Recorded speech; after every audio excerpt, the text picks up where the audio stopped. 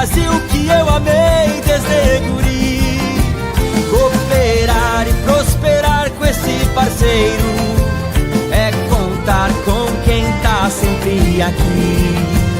É contar com quem tá sempre aqui. Somos do Sul, somos do Brasil. Sicredi é ter com quem contar. Chegou o programa de recuperação fiscal do SEMAI, uma oportunidade para você ficar em dia com a autarquia. Aproveite essa chance de ter descontos de até 100% nas multas e juros e parcelamentos em até 80 vezes. Com o Refis do SEMAI, você põe as contas em dia e nós garantimos mais investimentos. Para mais informações, acesse as redes sociais do SEMAI ou o site www.semai.rs.gov.br. Juntos, vamos reconstruir São Leopoldo. Atenção, São Leopoldo! Começou o Refis 2025. Aproveite descontos de até 100% em juros e multas e regularize suas dívidas com a Prefeitura. Aqui você encontra o primeiro passo para recomeçar, com parcelamentos facilitados e condições especiais. O Refis vai até dia 30 de junho. Acesse o site da Prefeitura ou vá até o Centro Administrativo. Prefeitura de São Leopoldo. Humanizar, transformar e incluir.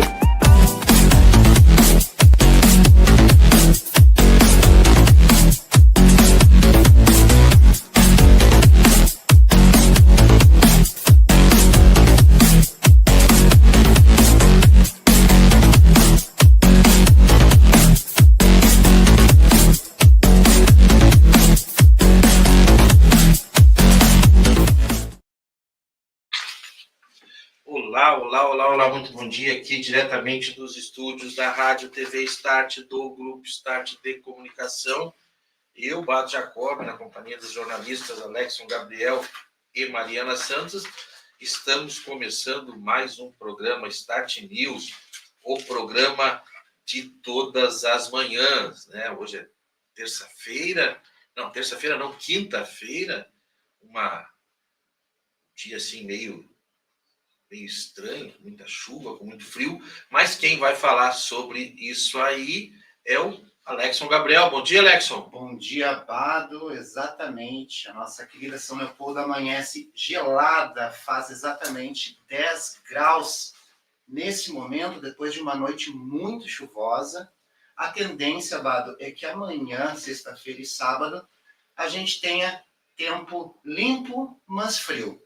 Para quem gosta, é um prato cheio. Está na hora de tirar os cobertores e as cobertas de dentro dos armários. Mas isso nos causa uma certa preocupação em decorrência até das emergências já estarem lotadas antes desse frio chegar. E agora, né, Bado, tudo indica que isso possa se agravar. Um assunto que a gente tem debatido muito aqui na Start, a superlotação das emergências. A temperatura, o clima está assim em todo o estado. Essa noite passada a gente teve até se tinha uma possibilidade, alerta aí da Defesa Civil de algumas regiões, mas pelo menos até então as notícias dizem que não se confirmou, né, as previsões. Na realidade, hoje as defesas civis estão mais cautelosas e estão alertando. Bom, é melhor alertar do que deixar a coisa acontecer sem os devidos alertas, né, Alex? Mas é isso aí. E também as previsões, os alertas, tudo, o pessoal pode acompanhar nas mídias da Start Comunicação. Tem algum destaque aí, Alex? Temos. A Câmara Municipal de Novo Hamburgo ontem foi palco de uma situação que gerou polêmica, está em vários veículos de comunicação. Então, o caso que aconteceu lá do vereador Juliano Souto dar voz de prisão ao assessor parlamentar e líder comunitário Diego Correia. Então, foi um fato que gerou polêmica, né? Algumas pessoas foram para um lado, outras foram para o outro, mas gerou polêmica esse fato na Câmara de Novo Hamburgo. Juliano Souto, que é o autor do projeto do Dia do Patriota, né? Exatamente. Se intitulava o número 1 de Bolsonaro em Novo Hamburgo quando ele concorreu Então, é esse espaço. O que aconteceu era, eu vou usar isso como tragédia, né? Isso é uma tragédia moral, social e política. Um esperando acontecer, um provocando o outro há muito tempo. Deixou-se correr. E aí a gente vê assim que, infelizmente, a gente está vivendo e convivendo com os extremos muito perigosos. Né? Então, pega um cara desses aqui, um extremado, é provocado, e aí era tudo que ele queria. E aí entra o lado, começa a coisa assim, do lado folclórico da política. Eu considero assim, é vergonhoso o ambiente político que a gente está vivendo, né? E a gente está aqui com um vereador de terceiro mandato, vereador mais bem votado da história de Novo Hamburgo. Não é hoje, a gente vai falar mais de outros assuntos, mas a gente não tem nunca como deixar de vincular o aspecto político dele. Mas o cara dá voz de prisão, mesmo um vereador não pode dar voz de prisão para ninguém. Ele criou mais uma ficção. E aí o cara, pronto, o cara está consagrado, foi lá. Meu amigo, já esteve aqui com nós, aqui, ele é assessor do Leonel Hadi, né? O deputado lá. Mas enfim, a gente só tem um espaço dado para manifestação, né? Eu acho que tem que ser respeitado isso. Só vou pedir ali um quadrinho ali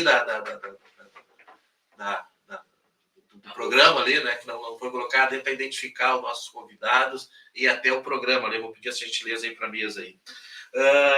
Vamos apresentar o nosso vereador, se é que precisa de apresentação, só para vocês saber, vai apresentar de qualquer forma com quem que está admetendo, Alexson. O Felipe Cumbral, ele é jornalista, historiador, né, mas também por 3 anos, né, Felipe, comandou aqui o nosso programa narrando a história dos 200 anos da imigração alemã. É uma parceria muito bonita aqui com o Grupo Estágio. Exatamente. Então, apresente, se é que precisa ser apresentado esse rapaz aqui, por favor. Então, o programa Start News dessa quinta-feira, dia 29, traz aqui para o estúdio jornalista, vereador, historiador, então um currículo bem extenso, Felipe Brown. Eu acho que eu disse o nome dele corretamente, até, né, ele me ensinou como é que se falava o nome. Felipe, que já escreveu mais de 30 livros, como o Bado disse, já está no seu 3º mandato, sendo um dos vereadores mais votados de Novo Hamburgo, tem uma história, uma relação muito profunda e muito íntima com o povo alemão, seus livros retratam isso. Eu andei pesquisando e tenho uma curiosidade a respeito de um dos livros que eu achei bem interessante, que eu acho que o Felipe vai poder elucidar essa minha curiosidade que não para, Bado Jacó. Tá bom. Felipe, que alegria tê-lo aqui com nós aqui, Felipe. Assim, olha, a gente conviveu mais próximo, às vezes até 2 vezes por semana, naquele projeto maravilhoso que ainda ele não foi fechado ainda, sabe? Não tem que fechar ainda agora. Mas, enfim, foi um case, eu posso dizer assim. Depois muita gente veio atrás, né? Nós somos o primeiro veículo de comunicação, que foi muito importante pelo teu notável saber. Seja bem-vindo a essa mesa aqui, que é tão tua já. Obrigado, Bado. Obrigado aqui, cumprimentar você, o Alex, a Amanda, as pessoas que nos acompanham no Grupo Start de Comunicação. Hoje é a Mariana que está com nós aqui. Desculpa, Mariana. Cumprimentar reforçadamente, então, aqui mais uma vez, agora, então, a Mariana e o Alex. E dizer assim, realmente, a alegria que é estar aqui, quantas vezes entrevistando, mas também, Bado, naquele nosso programa, narrando a história da imigração, dos 200 anos da imigração, muitas vezes você também oportunizou a que eu pudesse contar boa parte dessas histórias. Então foi também muito importante esse ping-pong, né? Esse misto, assim, o Felipe também como entrevistador, mas também como entrevistado, compartilhando esse conhecimento da imigração que eu gosto, assim, que eu tenho essa paixão esses anos todos, buscando através de fotografias, documentos, histórias, relatos. Assim, nosso público é flutuante, mas isso é de conhecimento, assim, principalmente quem é desse ambiente assim, mais de história, de cultura e tudo mais.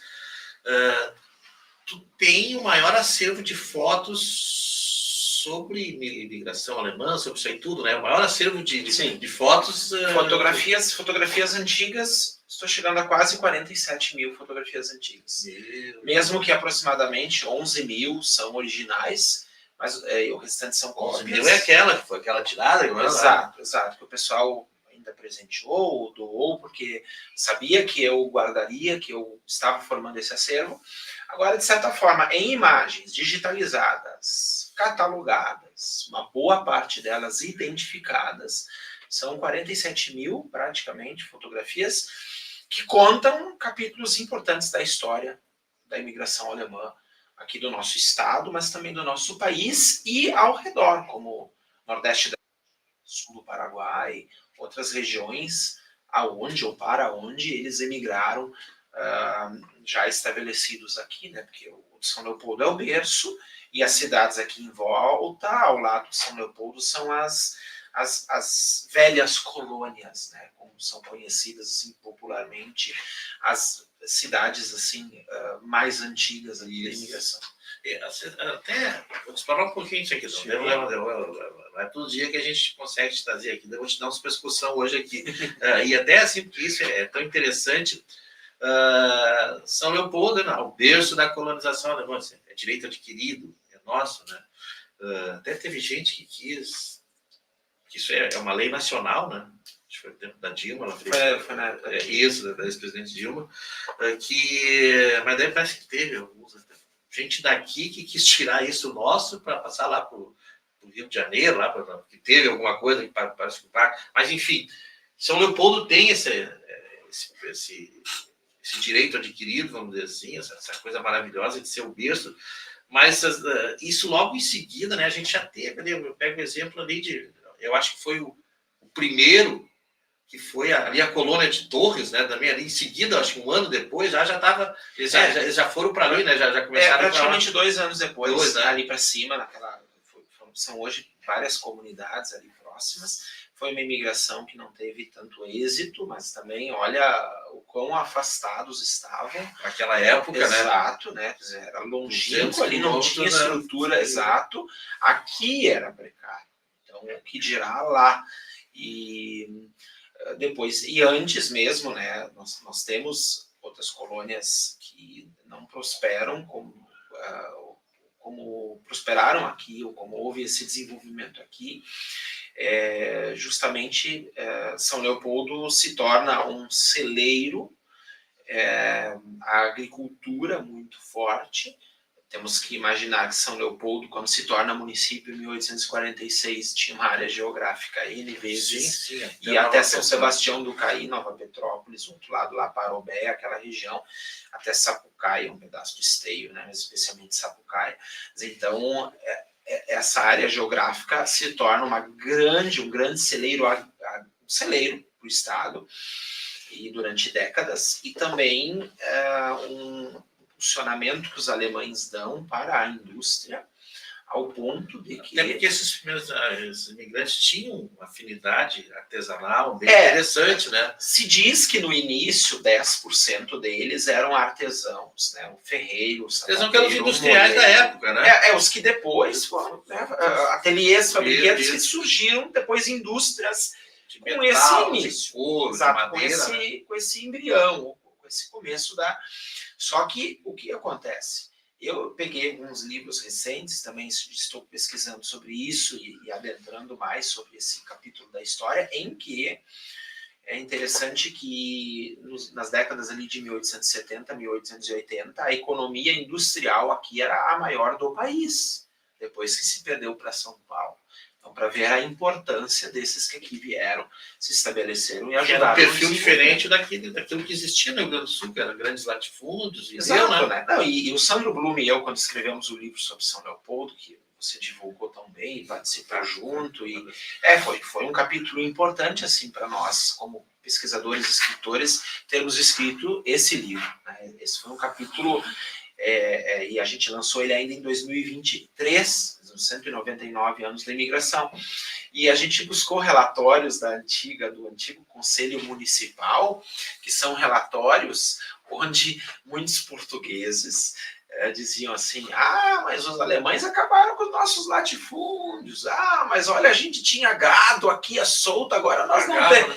Mas aí, claro, porque há um outro capítulo da história que é muito importante, que justamente isso são os minifúndios, as pequenas propriedades rurais, esse desenvolvimento agrícola e comercial, industrial, que faz de São Leopoldo uma das cidades aí mais destacadas do país.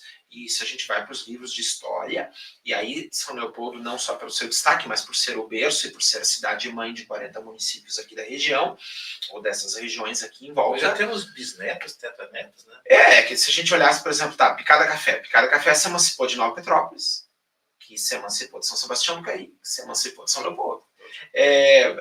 Presidente Lucena se emancipou de Ivoti, que se emancipou de Estância Velha, que se emancipou de São Leopoldo. Então, assim, tem essa brincadeira que dá para fazer de netos e bisnetos. Por que vocês ali de Novo Hamburgo não contam essa genealogia de vocês aqui? Não, eu conto. Nós somos filhos de São Leopoldo. Eu conto isso nas minhas palestras aí com alegria. Mas são filhos, né? Não? Filhos. Mas assim, dizíamos que éramos o primeiro filho. Na verdade, somos o segundo. O primeiro é São Sebastião do Caí, que agora recentemente... O primeiro eu achei que fosse, Sim. Não sabia. São Sebastião do Caí é uma emancipação bem mais antiga que a nossa, né? Nós completamos esse ano 98 anos de emancipação de São Leopoldo. Agora... Nossa, você fala Novo Hamburgo. Isso, nós hamburgueses. Mas os caienses, São Sebastião do Caí completou, estive nessa cerimônia, foi muito bonita. Em 1º de maio, completou 150 anos de emancipação de São Leopoldo. E é uma história que poucas pessoas sabem também, né? Caxias se emancipou do Caí, e o Caí de São Leopoldo. Então, Caxias também é uma descendente, assim, dessa... Chegava lá em cima a história. Chegou até lá. Só que foi muito próximo, né? A imigração italiana começando, 50 anos depois, Caí se emancipou, né? Então, mas no início tem toda essa ligação e conexão. Uma das coisas, assim, até ontem o Alex estava para apresentar, mas o Felipe, assim, eu fiz um breve relato, assim, principalmente nessa tua questão de, assim, porque tu é um jornalista historiador, um historiador jornalista, e todas as tuas literaturas, já chegamos nos 30 livros? Já estamos nos 32, na verdade. Só que como nós estamos divulgando o 30º e o 31º, então estamos nesse período de transição. Mas esse aqui que eu trouxe de presente, inclusive, para o meu amigo Bado Jacobi, esse é o que eu lancei agora recentemente, que é o dos 200 anos da imigração alemã. Ele saiu bilíngue, infelizmente a gente não conseguiu, pela questão de tempo, a tradução para o alemão, mas já saiu no inglês. Ele é o meu segundo livro bilíngue, português e inglês. E vários outros serão publicados daqui para frente, português e inglês, e depois português e alemão. Velho, olha só que loucura. Esse já foi lançado? Já foi lançado. Um detalhe importante, a capa aos nossos... Todas. É onde eu ia te esses 32 livros agora, daí que eu estava comentando ali com o Alex ontem. Puxa vida, assim, jornalista, né, e teve esse viés de pesquisa, de historiador. A qualidade, assim, dos teus livros, talvez até eu exagere, mas eu acho que não. Assim, pelas afinidades que a gente tem desde o tempo do teu pai, que trabalhava comigo lá nas empresas, lá quando eu tinha meus injetados, aquela coisa toda. Um beijo lá para o Luciano. Né? Mas assim, a qualidade do teu livro, o conteúdo, porque tu produzia esse mundaréu de livro, né? Com tudo isso aí, e um livro com começo, com meio, fim, assim, e praticamente quase todos eles, todos, não sei se, mas pelo menos a grande maioria, com o mesmo, assim, tratando do mesmo assunto, né? Como é que se faz isso aí? Porque esses dias eu estava fazendo uns cálculos aqui. Deve fazer uns 15 anos que tu não dorme, né? Como é que conseguiu ter um filho tão lindo em vez de ter? Me diz essa coisa para produzir o que tu produz com essa qualidade, cara. Que assim, eu otimizo bastante o tempo e eu sempre digo que nem um idioma, né? Eu falo falo alemão, falo francês, falo espanhol. Quando a gente estuda um segundo idioma, você tem uma facilidade maior para um terceiro idioma. Você estuda um terceiro, você tem uma facilidade maior para um quarto idioma. E eu acredito que com os livros é semelhante também, porque o que acontece hoje, quando eu vou pensando já em escrever um livro, eu já estou pensando no título, no subtítulo, na estrutura, no que eu vou preencher com conteúdo, quais as fotografias. E eu, claro, como eu escrevo quando eu estou no trem, eu escrevo quando eu estou no ônibus, eu tenho vários momentos assim que eu consigo ter um insight.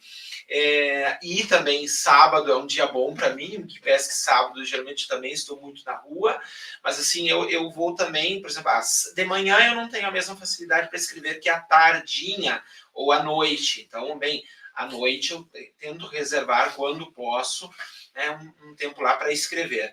Isso buscando muito conteúdo, buscando muito material e descrevendo, claro, faz com que eu hoje tenha esses 32 livros, alguns em coautoria, né, 4 com o Sandro Blume, 2 com a irmã Armela Rodan e 1 com o Décio Aloysio Schaura. E boa parte e olha as parcerias, né? Sim, pessoas também muito voltadas para essa questão da história, né? O Décio Aloysio Schaura. Eu achei que tivesse só tem 4 livros. Já o 32º de Porto Alegre também, né? O Sandro e eu escrevemos Alemães em Porto Alegre, escrevemos a História de São Sebastião do Caí, Histórias de São Leopoldo, depois História de São Sebastião do Caí, e agora está no prelo, para daqui uns dias, a história do município de Presidente Lucena. Então, esse sai também. Pode falar, Alex. Posso falar? Tem uma curiosidade, Felipe. O processo produtivo de todo escritor, ele se dá de forma diferente, né? Tu já falaste que as tuas inspirações vêm nos momentos, de repente, no trem, tu tem uma inspiração. Dito isso, Felipe, eu tenho uma curiosidade sobre um livro teu, tá? Que é As Noivas de Preto, tá? Que é uma... As noivas tinham a tendência, ou casavam sempre com vestido preto. Exatamente. Como é que isso funcionava? Por que eu te fiz essa pergunta? Porque os teus livros retratam a história das cidades, né? E a impressão que eu tenho é que As Noivas de Preto é um tema específico sobre um costume alemão. Eu não sei se eu estou certo sobre isso, que os teus livros, a grande maioria, falando a respeito das cidades, da colonização, mas tu também te desbrava a falar de casos específicos, personagens, alguma coisa que trafega dentro do teu universo literário, assim. Não é só falar de colonização, mas é também criar personagens e esses personagens dialogarem com um tema que tu é mais confortável em falar, que é a colonização. Na verdade, assim, eu comecei a publicar temas gerais da imigração. Digamos assim, histórias gerais. História da imigração alemã do sul do Brasil, memórias do povo alemão no Rio Grande do Sul, cartas e relatos de imigrantes alemães. Depois eu fui para capítulos específicos, né? Primeiro Tramandaí, As Idas à Praia no início do século XX, é a única obra hoje no nosso estado que retrata como as famílias iam ao litoral há 100, 110 anos atrás. Eu dizia há 90, 100 anos atrás, eu tenho que atualizar, porque vai fazer 12 anos que eu publiquei, já fez 12 anos que eu publiquei o Tramandaí, As Idas à Praia no século XX. Depois eu publiquei um livro também, assim, de um assunto difícil até de abordar, a morte, antigas tradições e suas representações, como os alemães tratavam a questão do luto, as esculturas nas lápides, os Todesanzeige, os obituários, os necrológios, e o que se descrevia nisso. Eram tratadas essas lápides antigamente, era uma, né? E aí um material de pesquisa para ti, que era um pesquisador. E aí por isso que eu digo, eu comecei cedo, eu comecei com 14 anos, então eu entrevistei 2 senhoras que tinham os rascunhos dos pais que foram escultores de lápides, ambos imigrantes vindos da Alemanha. Então eu ainda consegui esse material, digitalizei, entrevistei elas. Veio por exemplo, por que o livro das Noivas de Preto? Porque cada família que eu ia, alguém falava, a tia casou de preto, a avó, a bisavó, mas não se tinha tanta fotografia sobre esse costume.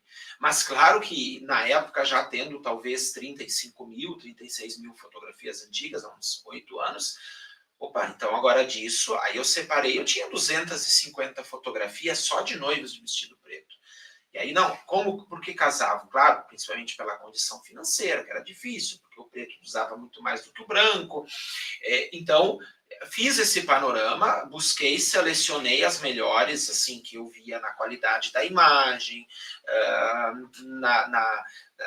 também na beleza da fotografia, mas também no que nos contava, né, a utilização da fotografia como um documento. E aí publiquei 111 fotografias antigas, não era um número de... né, eu selecionei, quando contei, eram 111 que eu tinha separado. E aí publiquei casamentos com noivas de preto, onde o costume preto de vestir de preto era tão grande, tão forte, tão comum, que tem uma que o noivo está de branco, mas a noiva tinha que estar de preto. Então é muito interessante. E aí depois também fui versando sobre, escrevi as biografias, a biografia de Lutero, prefaciada pela pastora presidente da ISLB no Brasil e pelo pastor presidente da IELB, Brasil também, pela de Confissão Luterana e pela Igreja Luterana. Aí escrevi a biografia do padre, fundador da Sicredi, o Theodor Amstadt, da Sparkasse, Caixa desse grande evento do nosso evento. Exato.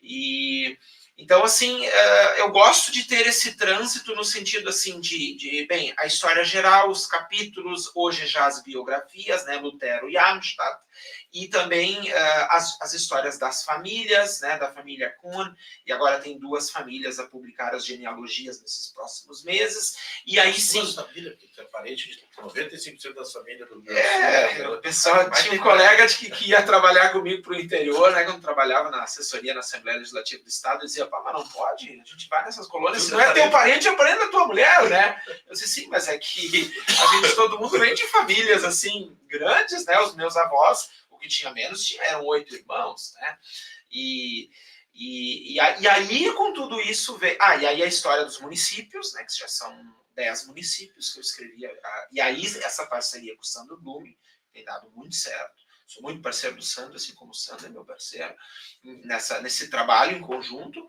E aí, com tudo isso, veio a história, com esse conhecimento da Alemanha, com esse conhecimento daqui, vamos começar a levar os grupos para lá, vamos começar a fazer as pessoas sentirem essa emoção, de conhecer o lugar de onde vieram seus antepassados, de onde vieram as suas raízes. Tinha até anotado quais são as suas raízes.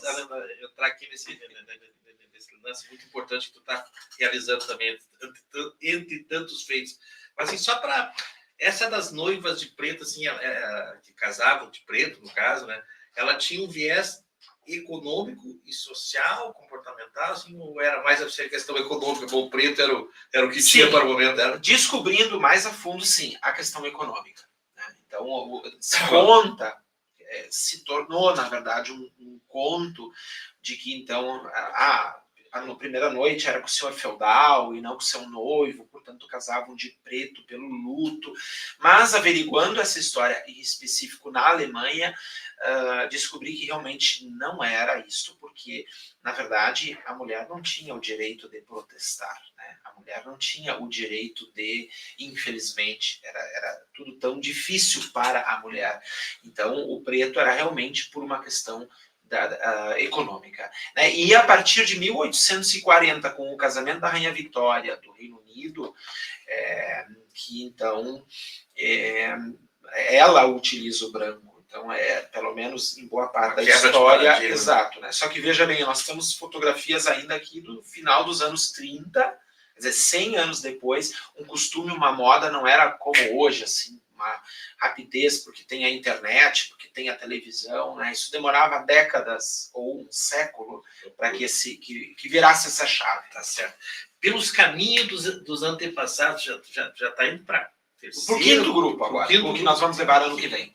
Assim, isso aqui é consequência de todo esse teu histórico de... Sim, é uma conexão com as raízes. Eu já tinha estado por diversas oportunidades na Alemanha, eu já tive 3 vezes como palestrante, já tive 3 vezes especificamente para as pesquisas, já tive 3 vezes com familiares, levando uma parte da minha família para lá, e aí eu, no meio disso, né, vou levar os grupos também, vamos oportunizar, porque tem pessoas que já estiveram, que nem esse último grupo que nós, em maio agora, levei 23 brasileiros de origens alemãs, né? 2 irmãos, Estância Velha, Porto Alegre, Teutônia, Canoas, né? As cidades, Novo Hamburgo, destes viajantes. Mas aí como é que tu faz assim? Tu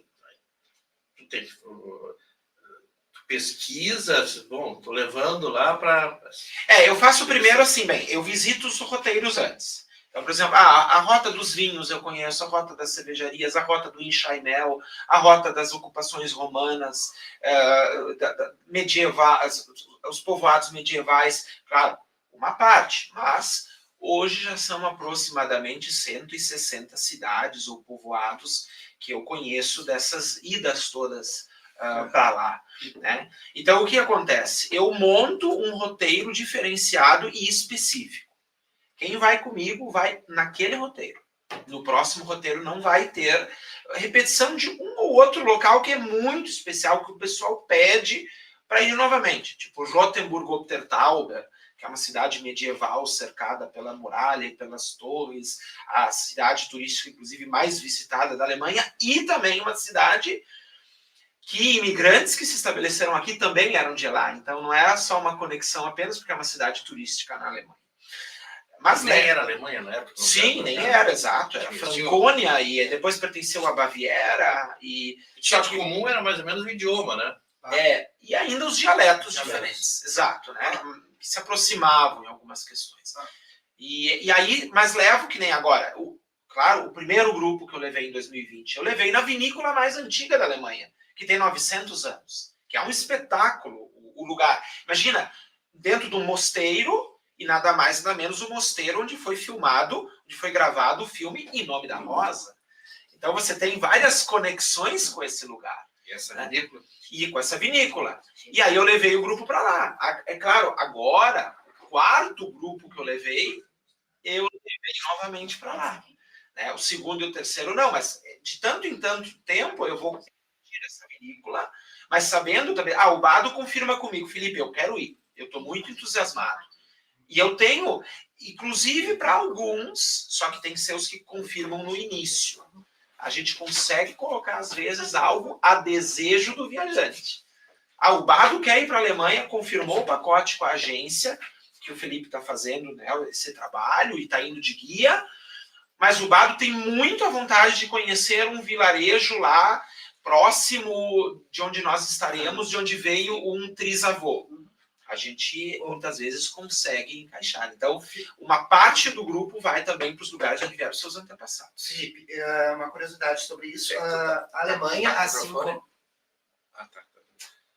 assim como vários países da Europa que colonizaram outros países, se desenvolveu muito. A Alemanha hoje é uma potência, né? E com relação a quando tu leva essas pessoas até a Alemanha, ou quando tu mesmo vai até a Alemanha, é possível sentir alguma coisa que te reporte, te transporte para as tuas origens aqui no Rio Grande do Sul, ou a Alemanha, assim como vários países que se desenvolveram, ela... E até mesmo mesmo São Leopoldo, né? Eu falei do mosteiro e a vinícola, agora está passando a fotografia.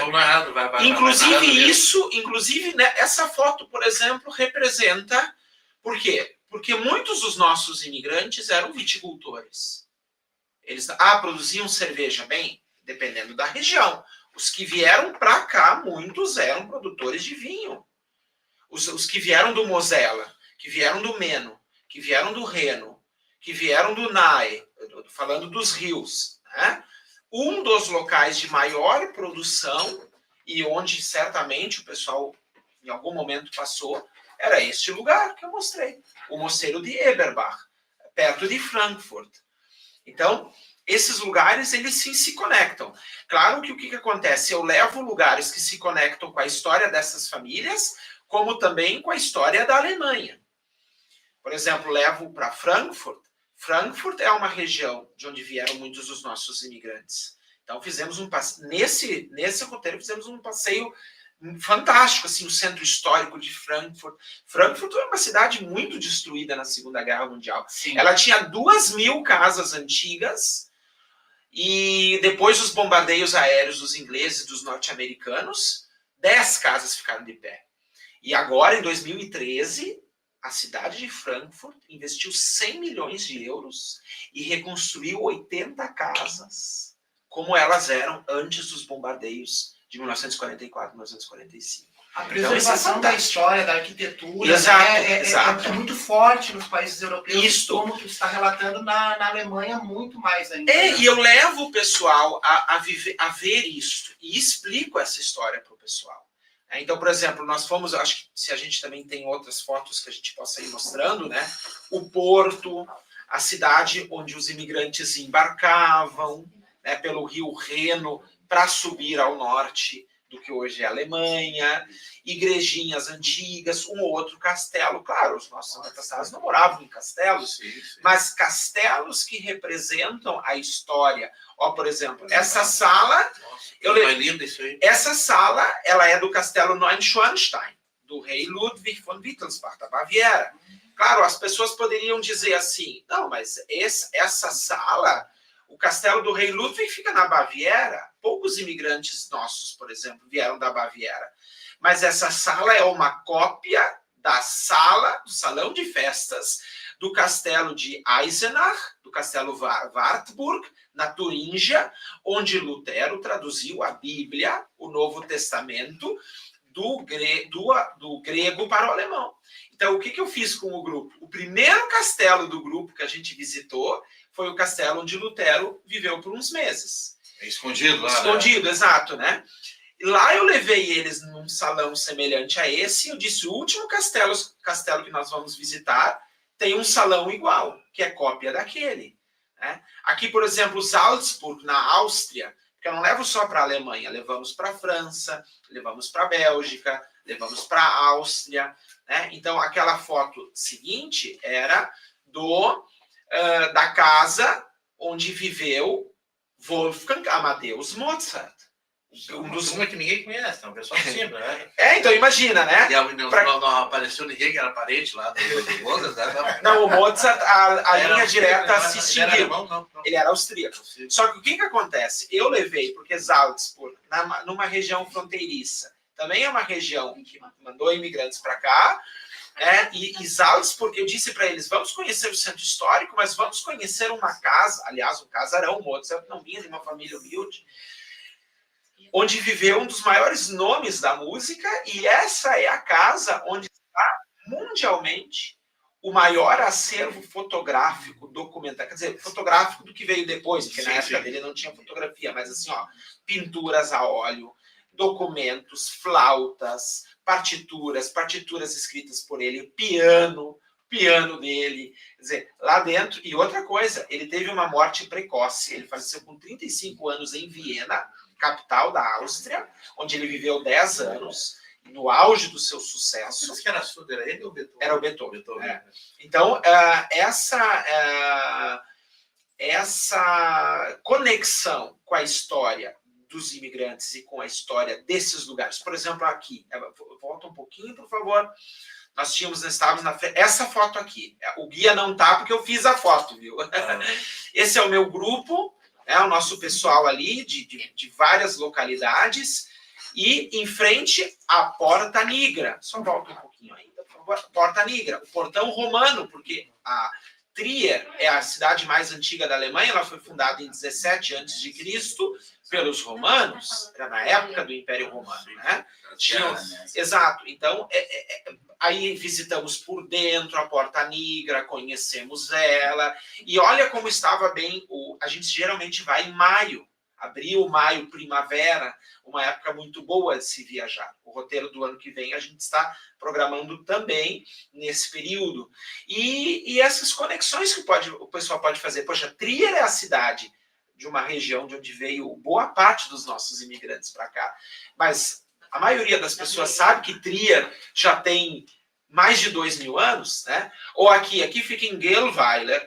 Gelweiler tem uma casa, essa casa, nós entramos, a foto seguinte vai ser do interior dela, é uma casa mantida como eram as casas dos nossos imigrantes. Essa casa tem mais de 300 anos, as cadeirinhas pequenininhas. Que eu estava vendo ali, a gente está vendo essas casas de Nova Petrópolis, de Gramado. Que tem Exato. Ali, né? Não, e olha o detalhe, né? O enxaimel, nessa do interior dá para ver também, ó. O enxaimel, a madeira trabalha com o tempo, ela virou uma casa torta. As cadeirinhas, por exemplo, dessas cadeiras, aquela escura é a mais antiga. Olha que ela é menor que as outras em tamanho, porque a estatura média dos nossos imigrantes era 1,45 m.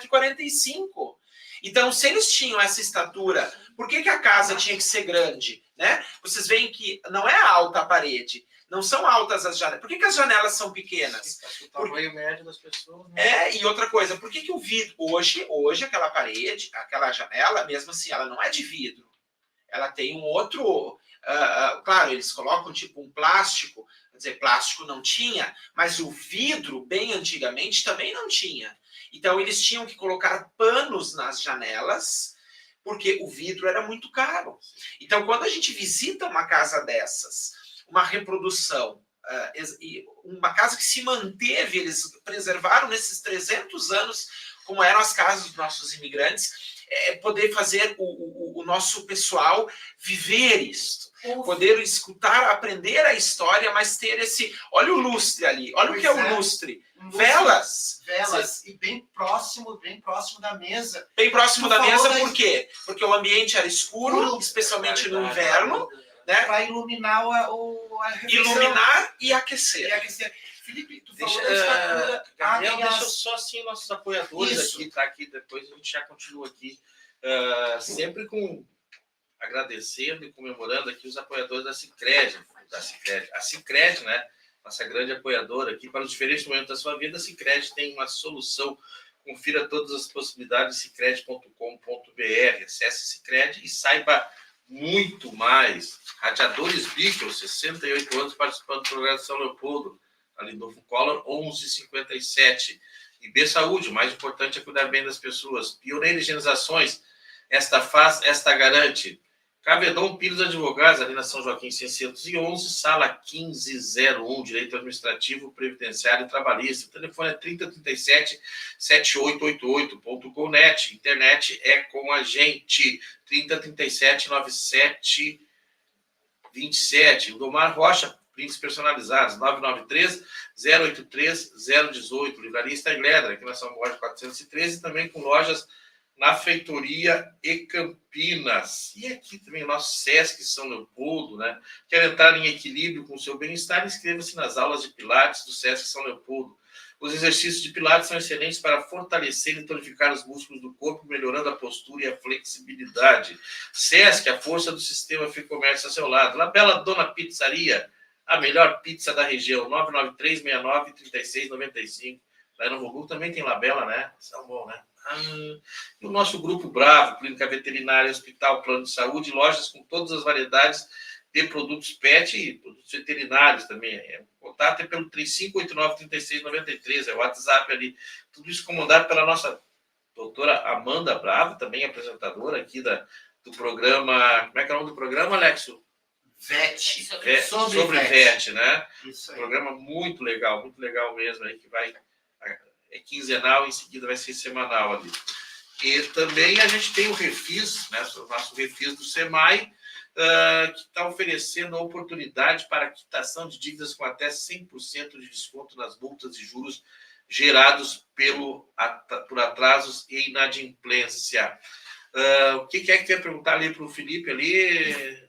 Só para complementar, e também a prefeitura também está com refis válido até o dia 30 de junho, né, podendo quem optar pelo pagamento de uma parcela única tem até 100% de desconto, quem resolver parcelar pode obter até 50% a 90% de desconto, pode ser feito pelo Pix.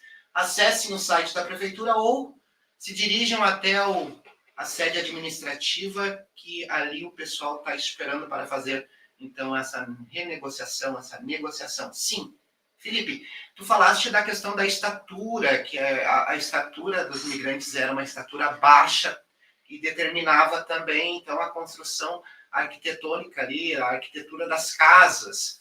E hoje eu percebo, por exemplo, eu vou citar um exemplo, que a estatura média do povo alemão é uma estatura muito mais do que era antigamente. Tu conseguiu identificar pelas tuas pesquisas o que foi que aconteceu, que hoje o povo alemão está um povo muito mais alto, o que não aconteceu, por exemplo, no Brasil, por exemplo, que os índios mesmo já tinham uma altura considerável, né?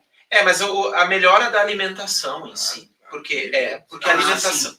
Só comi batata. Comi batata, Não, a batata foi descoberta em 540 pelos espanhóis no Peru, e ela foi levada para a Alemanha. Ela se tornou popular mais no século XVIII, 1700 e início, assim. E sim, a batata... Mas proteínas não comiam? Não, sem carne, sem... Isso me prova que naquela época era muito difícil viver na Alemanha, né? Até por uma questão da própria alimentação. A alimentação, o frio, as guerras, né? Os conflitos todos. Então, por exemplo, aquela era uma casa, por exemplo, que eles tinham as formas dos Waffel. Uhum. Opa, mas então o Waffel é algo que já veio dos nossos imigrantes? Sim. Mas já se fazia lá? O Waffel tem uma receita que tem mais de 250 anos. Mas o que vai? O que vai nos ingredientes do leite, ovos, farinha, o que tu tem na colônia? Então, boa parte dessa comida que era precária lá. Por exemplo, a gente às vezes não se dá conta. Lá eles usam muita pimenta. Mas por quê? Porque o sal e a porcelana eram caríssimos, né? Então, por isso os romanos pagavam os soldados com sal, né? O salário vem daí, né? E aí tanto que por isso que o sal e a porcelana, mesmo que, né, tô misturando um pouco, mas são dois produtos que na época eram considerados de Weißen Gold, né? O ouro branco da Alemanha, né? Salzburg, onde eu levo o grupo, quer dizer, um dos lugares lá na Áustria, onde eu mostrei a casa do Mozart, Wolfgang Amadeus Mozart. O que é Salzburg? É um burgo sobre o sal. Mas por quê? Porque as salinas do subterrâneo que foi descoberto lá e que era explorado pelos príncipes bispos da igreja. Então eles se tornaram riquíssimos e construíram um palácio que fica todo em cima lá da colina. Então a gente mostra isso. A casa do agricultor, o porto, e tem vários portos por onde eles passaram, né? Por isso a gente não precisa gastar tudo numa viagem, e no outro. E Bado, eu acho que assim, as conexões. Como um casal que eu levei na última viagem, lá no Hunsrück, que ele se emocionou porque ele estava tocando na pia onde o bisavô dele foi batizado. Imagina que momento, né? Como um outro casal de Estância Velha, que eu via nítido assim nos olhos dele, quando eu levei na igreja luterana de Bacharach, e eles são luteranos, que Bacharach era o porto onde eles embarcavam para sair daquela região do Hunsrück. Então eu levei na igreja, eu disse para eles, vamos, aí todos sentados na igreja, esse era o último local de oração aqui, dos luteranos. E aí tinha a igreja católica agora. Esse era o último local deles. Né? Então, poxa, isso emociona as pessoas. Ele dizia assim, mas ele é de Estância Velha, o pai era de Lomba Grande, o avô era de Lomba Grande.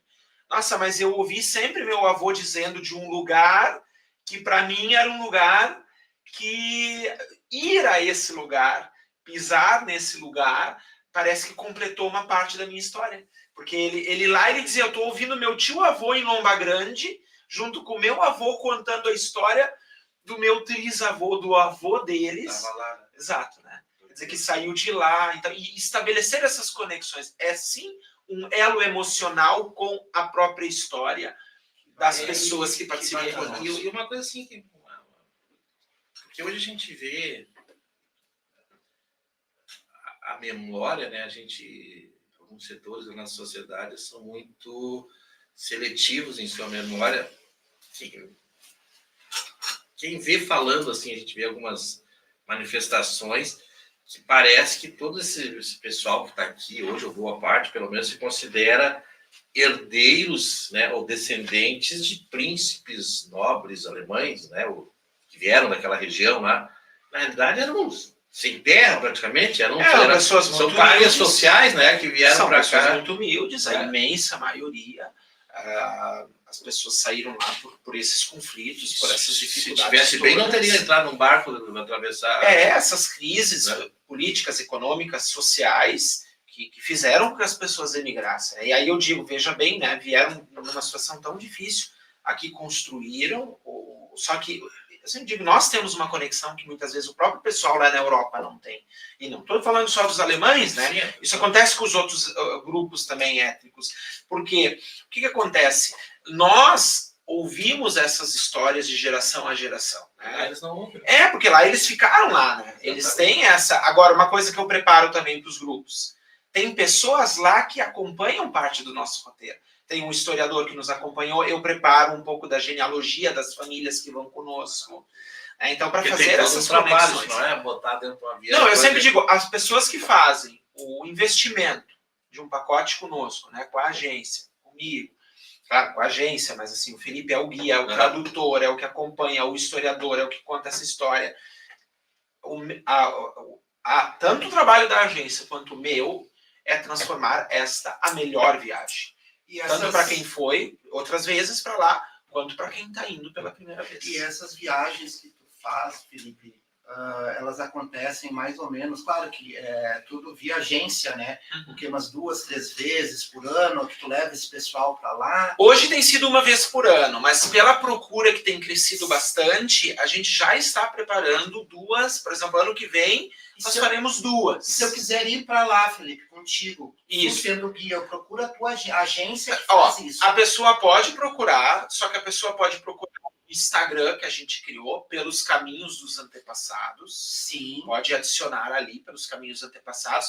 Pode me adicionar pelo Facebook, pelo Instagram, Brown, e entrar em contato comigo por ali. Perfeito. Como também pelo e-mail, Felipe Kuhn Brown, nome, os 2 sobrenomes, tudo junto, @hotmail.com, e a gente pode passar todo...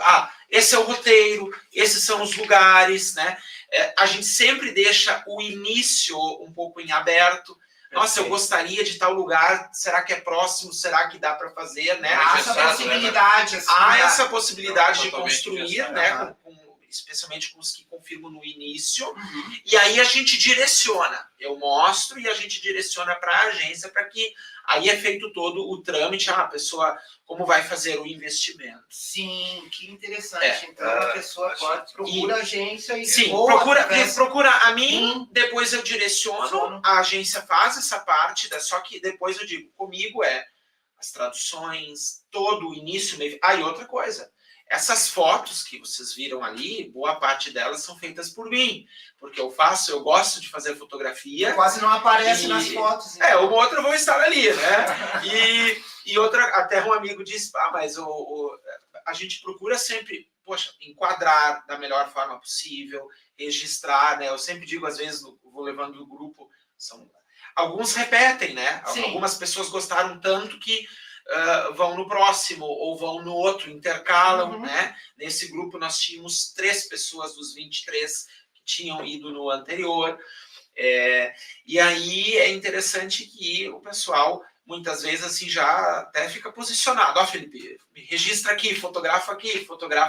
Eu digo assim, esse completo que a gente pode dar, perfeito, né? E, por exemplo, a gente leva também no dia a dia, leva o pessoal no mercado para ver, levo o pessoal para andar de trem ou andar de ônibus. É claro que existe dentro do pacote todo a pessoa não vai se preocupar, isso é tudo com o guia e tudo com a agência. Mas fazer essa experiência, né? É muito legal ver os do grupo aqui se comunicando em alemão com o pessoal de lá.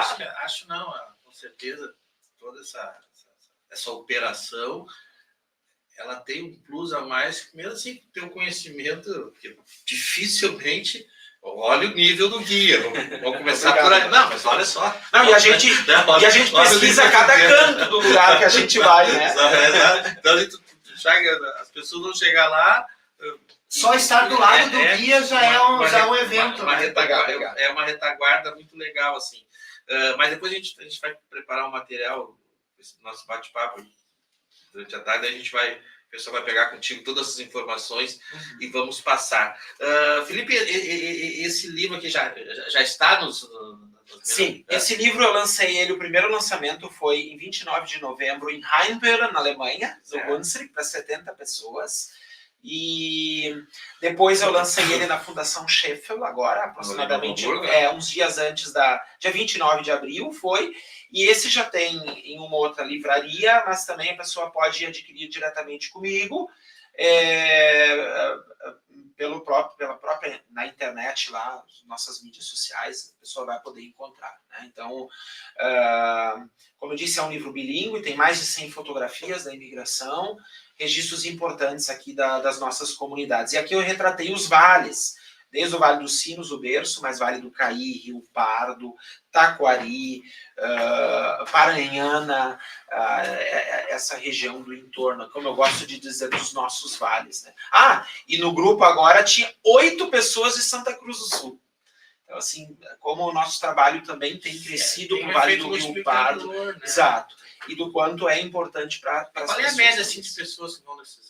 De 20 pacotes, assim. Entre o grupo menor 17 e o grupo maior 23, né? A gente não faz muito mais pesado, né?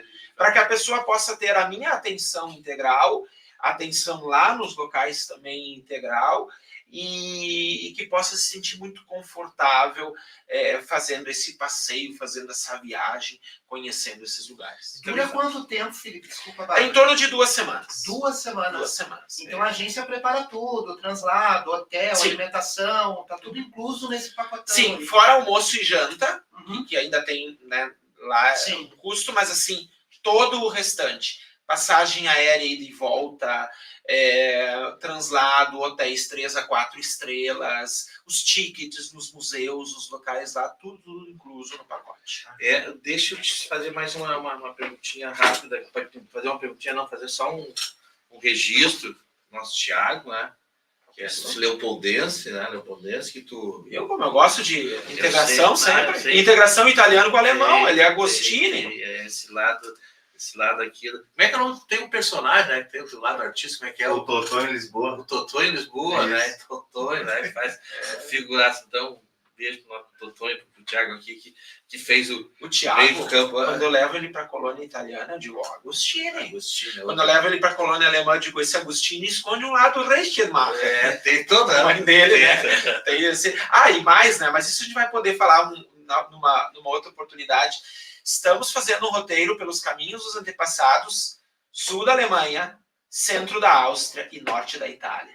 Para contemplar, assim, inclusive o lado austríaco, ítalo. Então vai ser bem... isso vai sair em breve. Eu tive aquelas brincadeiras sem graça que tu faz, e não conhecendo totalmente o ambiente, no tempo que eu era diretor aqui da CIS, aqui de São Paulo. Ficou um austríaco, ele é um prospectador de mercado para esses grupos lá da Europa.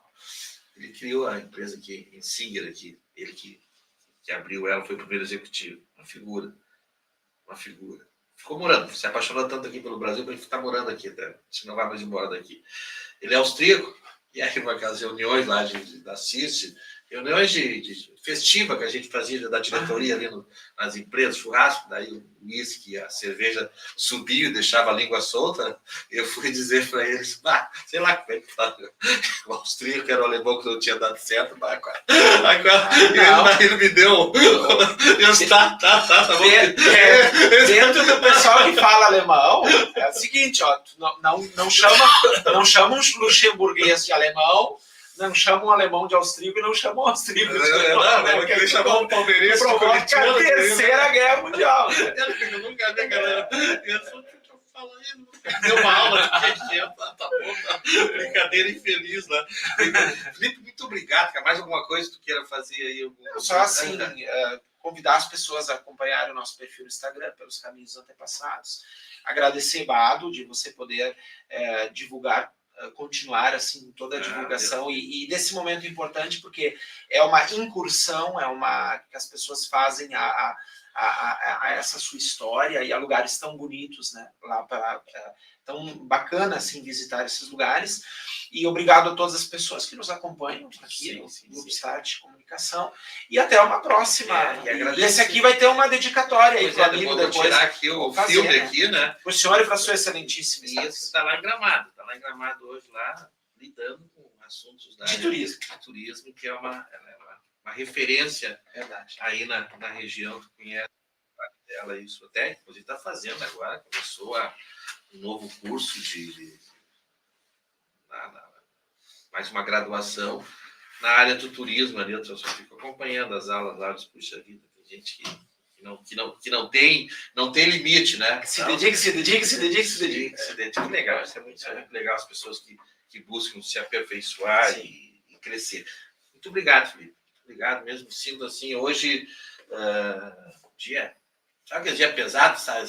Não precisa nem sair de casa para começar o tiroteio, mas enfim, tu traz uma energia gostosa, esse teu notável saber, essa figura, esse político tão respeitado que tu é, né? Essa figura pública, tu se tornou, ninguém mais sabe, hoje tu é um historiador, tu é um escritor, tu é um vereador, e tu desempenha também todas essas coisas que tu te propõe aí nessa tua vida, ainda bem curta, mas já com todo esse histórico aí. Vou dizer aqui, manda um beijo lá pro teu pai, né? Mas o teu pai, que a gente tinha uma relação tão gostosa, tão legal, né? Uma referência. Ele vinha lá de Farroupilha, ele tá morando lá em Farroupilha ainda? Sim, ainda. E aí vinha aqui, atendia tudo sempre. Tanto que nós nos mudamos para Farroupilha, me criei no meio dos italianos. Por causa das injetoras, exatamente, por causa do trabalho do pai, que o pai é técnico eletrônico e mecânico. E, nossa, eram dezenas de empresas que tinham um o único técnico que fazia esse trabalho. Não sei se era Semeraro, Semeraro, depois virou Semeraro. Depois ele foi, mas ele era o cara que eram as injetoras top, ele era um cara top. E eu acho que por pelo menos uns 25 anos ou mais, ele foi técnico no estado do Rio Grande do Sul. Sim. E você sabe, são máquinas de toneladas. Assim, tinha um conhecimento. Tem, né? Hoje ele não tá, acho que nem tá mais trabalhando, né? E o pai continua aquelas máquinas que ele arruma para depois as máquinas tudo eletrônico, aquilo lá. Onde chamam o pai tá lá organizando e arrumando. Que legal. Então é isso aí. Então, mais uma vez, muito obrigado por tu vai escrever aqui para nós aqui. E aqui o pessoal aqui que não deu tempo, eu vou ler aqui. Deixa eu ler, então tá ali. Deixa eu ler aqui as mensagens. O Pato Sidney Roberto, bom dia. Dona Rosa Maria Barbakov, bom dia. Dona Rosa continua. Gosto as histórias de imigrantes que do vereador Felipe. E depois a Leila. Muito bom escutar essas histórias de antes do passado. Obrigado. Então, as pessoas que entraram em contato conosco. Esse programa, às 20h30, será reprisado na radiostat.com.br e também ali nas nossas redes sociais. Basta as pessoas entrarem no Facebook, no Instagram, colocar lá Stat Comunicação, que as nossas redes estarão lá disponíveis e vão poder rever, ouvir essa linda história que nós tivemos hoje aqui com o Felipe Bato. Então tá, amanhã, quem é que já tem amanhã? Tem o... quem é amanhã?